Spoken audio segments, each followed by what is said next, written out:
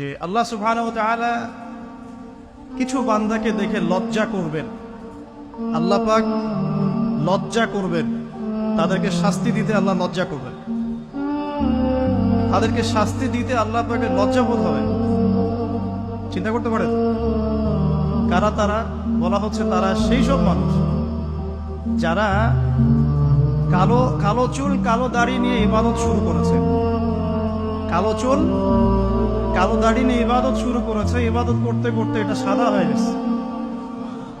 তার মানে শায়েখ মানে কিন্তু বৃদ্ধ, শায়েখের অনেক অর্থ হয়, শায়েখ মানে পণ্ডিত স্কলার, শায়েখ মানে কিন্তু বৃদ্ধ। আমরা দোয়া করি আল্লাহ পাকের কাছে, আল্লাহ পাক আমাদেরকে সব দিক থেকেই সুস্থতার সাথে আল্লাহর ইবাদত করতে করতে শায়েখ হওয়ার তৌফিক দান করেন, আমিন। এখন প্রসঙ্গে আসি যে ইসলাহি মাহফিলটা হচ্ছে আপনাদের এখানে বেশ কয়েকদিন থেকে, কয়দিন হলো আজকে? এই পঞ্চম দিন, মাশাআল্লাহ। তো আমরা রবিউল আউয়াল মাসে আছি, সিরাতের মাহফিল হচ্ছে, এটা আমার জন্য খুবই আনন্দের, কারণ সিরাত কেন্দ্রিক দীর্ঘমেয়াদী কিছু কাজ করার পরিকল্পনা আছে ইনশাআল্লাহ। যতই সিরাত পড়ি ততই মনে হয় যে এই সিরাতের আলোটাই মানুষের মধ্যে বেশি ছড়ানো দরকার। কোরআনের তিলাওয়াত, কোরআনের ভাষা, কোরআনের ব্যাকরণ, কোরআনের তর্জমা, এইগুলো যদি ছড়ানো যায় আমাদের এই বাংলার মানুষের মধ্যে, ইনশাআল্লাহ একদিন না একদিন দিন কায়েম হবে ইনশাআল্লাহ। না ছড়ানো পর্যন্ত হবে না, যতই শোডাউন করি না কেন লাভ নাই। হার্ট টু হার্ট কোরআন থাকতে হবে, অ্যাটলিস্ট কোরআন আমরা পড়ে বুঝতে পারি, এই পর্যায়ে যেতে হবে।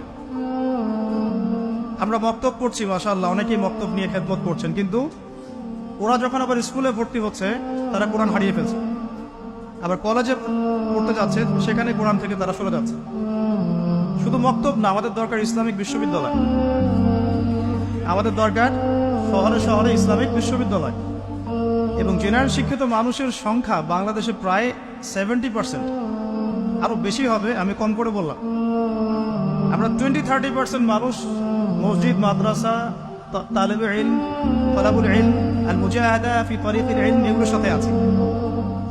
বাকি 70% একটা হিউজ কমিউনিটি আমরা মসজিদ, মাদ্রাসা, শায়েখ, ওস্তাদ, তলাবুল ইলম এগুলো থেকে দূরে থাকি। এই 70% মানুষকে কিভাবে কোরআন শেখানো যায় এই ফিকিরটা করতে হবে, আল্লাহ পাক তৌফিক দান। তো এই জন্য দরকার কোরআনিক কিছু কোর্সেস, কোরআনের দার্স, কোরআন শিক্ষার কার্যক্রম চালু করা। একদিন মসজিদে এসেছি নট নেসেসারি, মানে not enough, necessary of course but not enough, এটা যথেষ্ট না। আমাদেরকে এভাবেই 3 মাস এসে কোরআন শিখতে হবে, আরো 2-1 মাস সময় বাড়িয়ে দিয়ে কোরআনের তর্জমা, অ্যারাবিক গ্রামার কিছু শিখতে হবে, তখন গিয়ে একটা পরিবর্তন দেখা যাবে ইনশাআল্লাহ। আল্লাহ পাক তৌফিক দান করুন।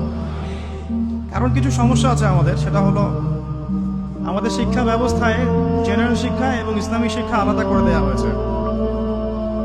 মালয়েশিয়ার মতো কান্ট্রি সব দিক থেকেই ডেভেলপ করেছে, তারা শুধু টলেস্ট বিল্ডিংই নির্মাণ করে নাই, তারা শিক্ষা ব্যবস্থায় এমন একটা নীতি চালু করেছে যে একজন কলেজ পড়ুয়া ছাত্র ইমামতি করতে পারে, ছোট থেকেই সে এভাবেই পড়াশোনা করে উঠে আসছে। এটা আমরা করতে পারতাম, এটা আমাদের যারা দায়িত্বশীল আছেন, শিক্ষা বিভাগে যারা আছেন, রাষ্ট্রে যারা আছেন, তারা করতে পারতেন এবং আপনাদের পারা উচিতও বটে। কারণ আজকে আমাকে টপিক দেওয়া হয়েছে নবী সাল্লাল্লাহু আলাইহি ওয়াসাল্লামের নেতৃত্বের গুণাবলী। এই টপিকটা এতই ক্রিটিক্যাল, ওনারা আমাকে বলেছেন 10টা থেকে 11টা পয়েন্টস আপনি বলেন। তো আমি শুধু গাড়িতে লিখতে লিখতে আসছিলাম, তো দেখলাম যে 18 থেকে 20টা হয়ে গেছে। এটা নিয়ে লিখতে থাকলে 50টা কম হবে না। নেতৃত্বের গুণাবলী, নবী সাল্লাল্লাহু আলাইহি ওয়াসাল্লাম কিভাবে তার নেশনকে লিড দিয়েছেন। তো লিডারশিপের প্রথম তার যে একটা ভিশন ছিল সেটা হলো সবাইকে শিক্ষিত করত। এমন একজন সাহাবী আপনি খুঁজে পাবেন না যিনি কোরআন এবং সুন্নাহর জ্ঞান জানেন না, একজন সাহাবীও নাই। এমনকি আবু সুফিয়ান রাদিয়াল্লাহু আনহু, যিনি একদম শেষে গিয়ে ইসলাম কবুল করেছেন, কখন?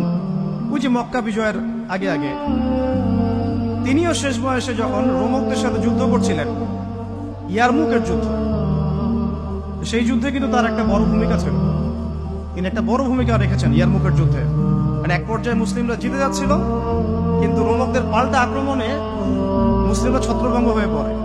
এবং মুসলিমদের রমণীদের যে খেমা আছে মানে তাবু, এই পর্যন্ত কুফার সৈন্যরা চলে আসছিল। এই সময় আবু সুফিয়ান রাদিয়াল্লাহু আনহু একটা জোরালো ভূমিকা রেখেছে এবং তার সাথে ছিলেন ইকরিমা বিন আবি জাহেল, আবু জাহেলের ছেলে ইকরিমা রাদিয়াল্লাহু আনহু। মানুষের লাইফটা আসলে কেমন, যার বাবা জাহান্নামী তার ছেলে জান্নাত।